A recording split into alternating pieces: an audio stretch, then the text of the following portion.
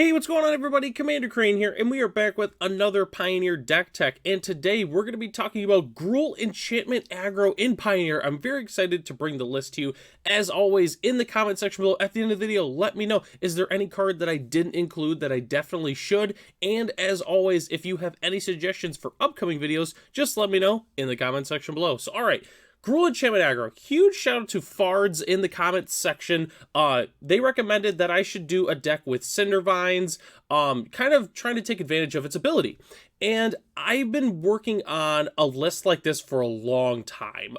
So originally it kind of started off as like a mid-range prison deck, but I was not really able to find a good shell for it for the most part. Like it wasn't that great against aggro. It didn't hold up against other mid-range decks. It really wasn't that great against control. I was just trying to find, the right list. And I think we found the right list today for a sweet enchantment deck that's Gruul. Because most of the time, the enchantment decks you see are like Selesnya, which makes perfect sense.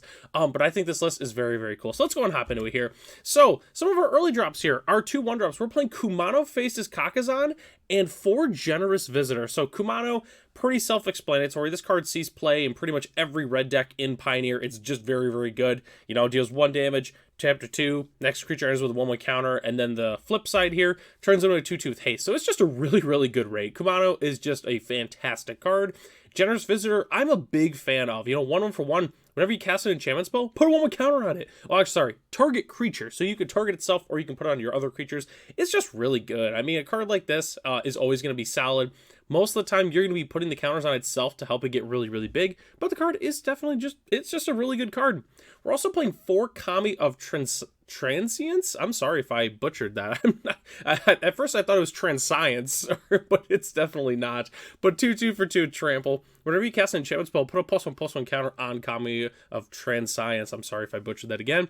At the beginning of each end step, if an enchantment was put into your graveyard from the battlefield this turn, you may return it from your graveyard to your hand, which is pretty good. So if our opponents start destroying our enchantments or our creatures, which most of them are enchantment creatures, if they trade in combat, we get to get this back, which is pretty sweet. So definitely a big fan of those. Ideally, you're going to want to be keeping a hand that has at least one of the Kamis or a Generous Visitor, so just keep that in mind.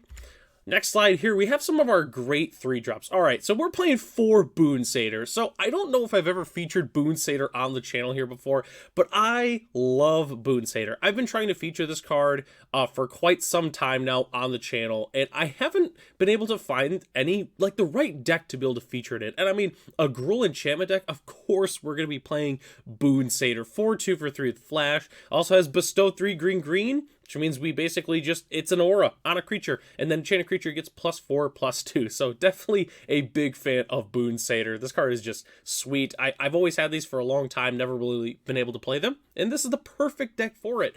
We're also playing 2 Klothys, God of Destiny, of course, just because this is one of my favorite cards in Pioneer. Klothys is incredible. Even if it really wasn't an enchantment, we'd still be wanting to play it. And what's even better is it's an enchantment, so we get even more value from it. It's really good at picking apart our opponent's graveyard, but also just getting a ton of additional value. Obviously, we can target things in our own graveyard. Potentially we can make some mana, but most of the time, we're just going to be draining our opponent. The card is fantastic.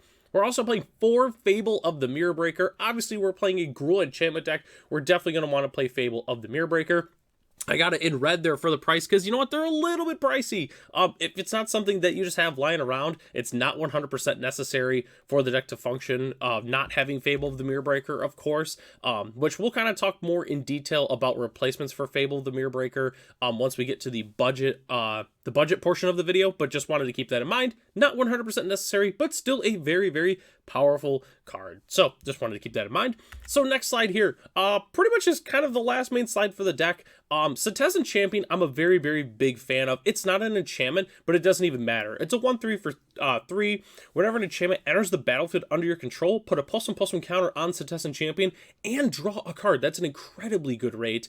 The card just really gets out of hand. It kind of reminds me of Tireless Tracker in a way. Just, like 3-drop that just draws cards and gets bigger. That's pretty much what it is. So I'm definitely a big fan of Citizen Champion. We're also playing 1 Xenagos, God of Revels.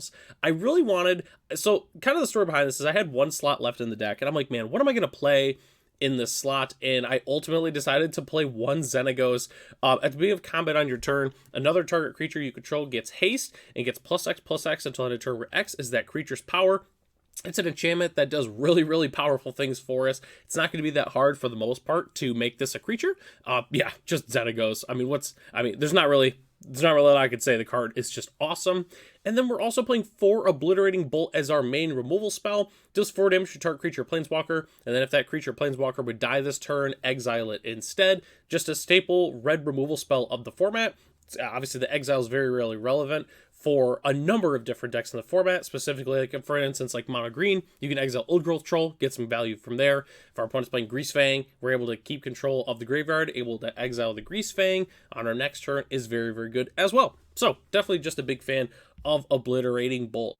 All right, so we have one more slide we still have to talk about here, and I would say this next slide is some of my favorite cards in the entire deck. We're playing 4 Cindervines and 4 Burning Earth. So Cindervines, obviously, the main reason we kind of built the deck, whenever an opponent casts a non-creature spell, Cindervine deals 1 damage to that player. Then we tap 1, sacrifice Cindervines, destroy an artifact or enchantment, and Cindervines deals 2 damage to that permanent's controller. So here's the thing with Cindervines. So even if our opponent's not playing artifacts or enchantments, this card can put in a ton of work in the right matchup. It's whenever they cast a non-creature, so that's literally anything but a creature. It doesn't matter if they're playing artifacts or enchantments or not. This card is just super good. And then guess what? If they are playing artifacts or enchantments, guess what? We have some main board removal for their deck, which is just awesome. So I'm definitely a huge fan of Cindervines. For those who've been following the channel for a while, I typically feature this in pretty much all of my sideboards for Gruul. The card is just that good. Burning Earth, I'm also a huge fan of. 3 in a red enchantment. Whenever a player taps a non-basic land for mana, Burning Earth deals 1 damage to that player. So in the right matchup, this thing is just going to be whenever they tap it for mana, they take damage. Burning Earth is so powerful in the right deck, especially if we curve out. We play some of our cheap, good creatures, and then we follow it up with a Burning Earth, then our opponent is under so much pressure. And yes, these do stack, so if we play a Burning Earth and then play another Burning Earth, it's going to deal even more damage. So Burning Earth, I'm definitely a huge fan of in the deck. I would say it's probably my favorite card in the entire deck. So that's the entire main board except for the lands here, which I'm not going to lie to you, the lands are really, really simple. So we're playing 4 Stomping Ground, 4 Copperline Gorge, obviously stable dual lands of the format. We're also playing 1 Boseiju and 1 Sokenzan. But here's the tricky part. So since we're playing Burning Earth, I wanted to make sure we were playing extra basics. So we're playing 6 forests and 5 mountains. The only card that costs double mana for us is Boon Satyr. So we really just need like at least 1 of each, 2 forests, and then we're pretty much good to go. So I wanted to throw that in there. And then as our spicy basic land of the day, I know I featured these on the channel before, but I really, really love the Gruul Guild Kit lands. I know you can also get these in foil from the old promo packs, but I just really, really like these. You got like the Gruul symbol kind of on the bottom there, and it just looks really, really cool. So I'm just definitely a big fan of these basics. If you don't have these basics, I highly suggest picking them up. They are sweet. So that's our entire main board there, but don't go anywhere. We still have to talk about our sideboard as well as some budget options. So sideboarding is pretty simple. We're definitely going to want some graveyard hate. Cards like Tormod's Crypt and Soul Guide Lantern are our best options. We're also going to want some extra removal. Cards like Rending Volley is personally what I would recommend. You could also play cards like Roast, for instance, if there's a lot of Shieldreds in your metagame, that kind of thing. I also do like to throw Gruul Charm in there as extra removal, which obviously it's more just oriented for the flying, like spirits. But personally, I also really like it against decks that, like mono green, for instance. If we're able to get a bunch of damage in on them, and then all of a sudden, we just like give our guys unblockable and just full swing, most of the time they're just going to die to that. But it's not really a removal spell. I kind of consider it more of like a utility spell. I included protection spells on here. We're playing a ton of enchantments. Our opponents are probably going to bring in some enchantment hate.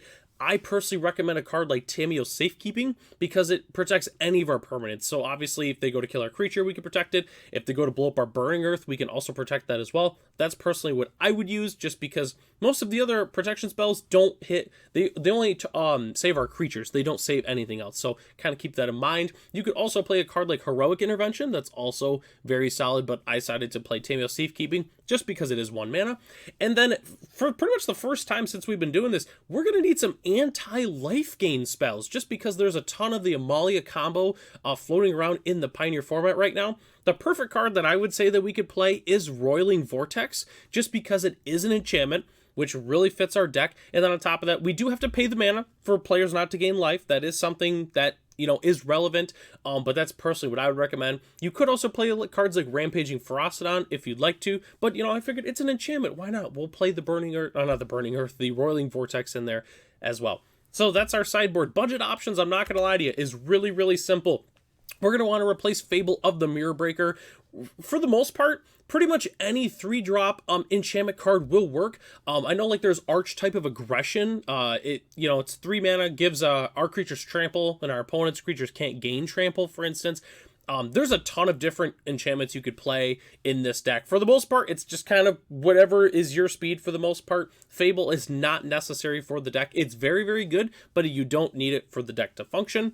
I would also trim the Beseiju and the Stomping Ground. They're the pricier cards in the deck. Quite honestly, you could just put in a couple more basics. If you have some Carplusion Force laying around, that's personally what I would recommend. You could also play Rockfall Veil if you've got some of those, or heck, even Rootbound Crag. Rootbound Crag is very, very good in this deck just because we're playing so many different basics. So really just whatever Gruul lands you have laying around, put them in there. You're going to want to be playing some extra basics though, just because we are playing Burning Earth. And the main thing I wanted to mention is this deck, even as it's built right now, is around the $150 range. There's just a couple cards, actually, sorry, I think it's actually $120 range or something like that. If you just trim a couple cards, especially like the Fables, you could easily get this deck under $50, which is pretty sweet. Again, most Pioneer decks typically are going to go for the couple $100 range. And being able to get this deck for $50 is pretty sweet. So I just wanted to include that in there as well. So we've reached the end of the video. Thanks everybody for watching this. Let me know in the comment section below, what do you think about the list? And also let me know if you do end up building this and play it at your local F&M or at home with your friends. Just let me know in the comment section below how the deck ends up running. You know, I pretty much have the entire deck just because I play a ton of different Gruul cards. So I'll probably end up throwing it together for maybe one of my paper videos coming up on the channel here in the very near future. So I'm Commander Crane. Thanks for watching this video, and I'll catch you in the next one.